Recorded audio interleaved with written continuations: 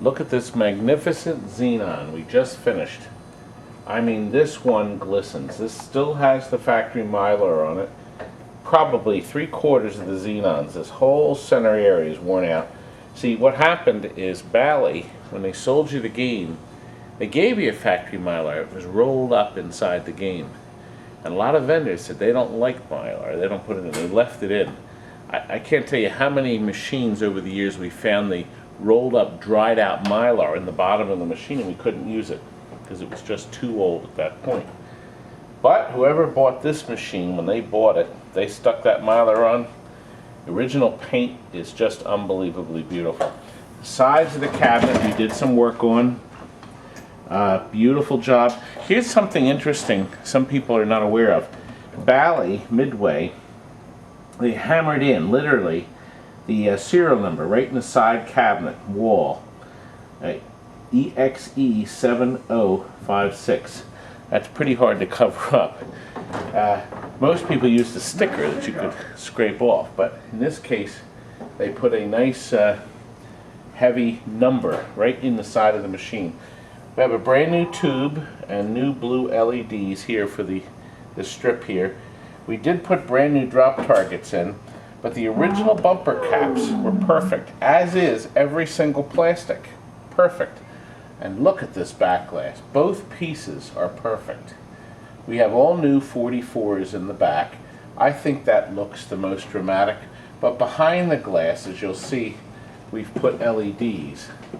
And then these flicker and blink, of course.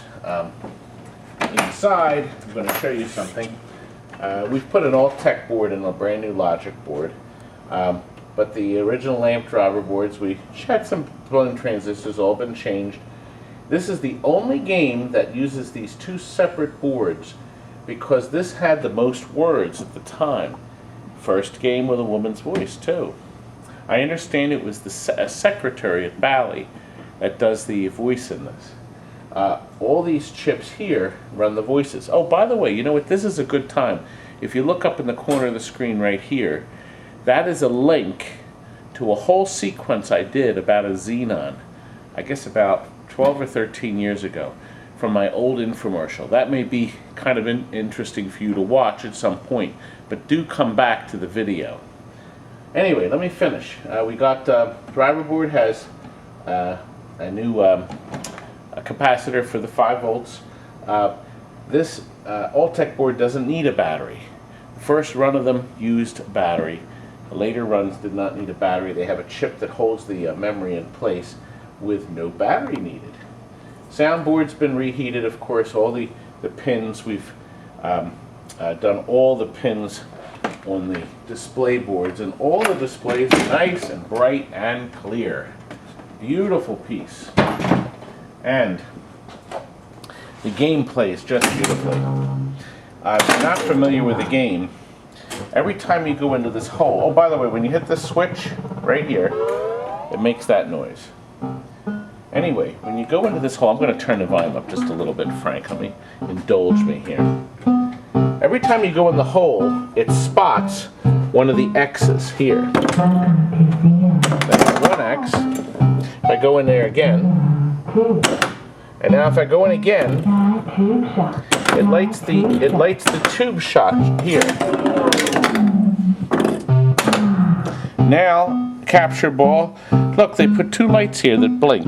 I think this is the first game to do that, where it draws your attention to the second ball. And of course, as soon as you hit something here, it'll kick both balls out. Exit one, and it kicks that one out. Pretty sharp, huh? Anyway, there's other shots too I wanted to show you. See these targets here? They're linked up here. See, I can drop these targets just by pushing these buttons. Of course, the ball rolls over them. But a beautiful piece of equipment. Very effective, very colorful. Look at the swirling here in the background. Anyway, a great opportunity if you guys can get a chance to play a game that's in this nice shape and all the switches are working right. It's a real treat. We of course rebuilt the flippers. These are brand new on the surface. We put end-of-stroke switches, cabinet switches. All the bulbs underneath the field are new. We've put LEDs underneath the field in select places. Of course, we did our usual cabinet work, which I showed you earlier. You know what? A lot of people forget this. The barrel spring. Next time you buy a pinball machine from somebody, why don't you look at the barrel spring? They can save themselves $2 and not change it. Frequently we see that. Of course, you haven't seen the legs. The legs have been repainted. We got them painted black. I don't know where the legs are, Frank. Oh, here, look. Brand new Avengers BLUE. That's a Spectrum. You're going to see that video in 2 days. We're just finishing up this Street Fighter here. Over here, we got a Hot Shots that we haven't laid a paintbrush to. This needs some paint work. Millionaire is going out. We got a Sinbad. It's a little hard to play this way, but I'll show you that later. We're working on a Pac-Man over there, Cocktail Pac-Man. We're tearing that all apart. Look at this shop. Oh my gosh, I can't move in here. Whew. Anyway, that's enough for tonight. How about renting a game for your next party? My daughter Terry will tell you all about renting games for your next event. Do you want your next party to be a big hit? Rent one or more of our games for your next event. We have both old and new pinball machines, or a game that up to 4 people can play at the same time. Touchscreen games are a lot of fun. Or how about a bubble hockey? Our delivery men bring them in and set them up. We even rent jukeboxes. Go to our website for more information at TNTAmusements.com. We're in the yellow pages under amusements. Living is good, isn't it, folks? That's all for now. Good night.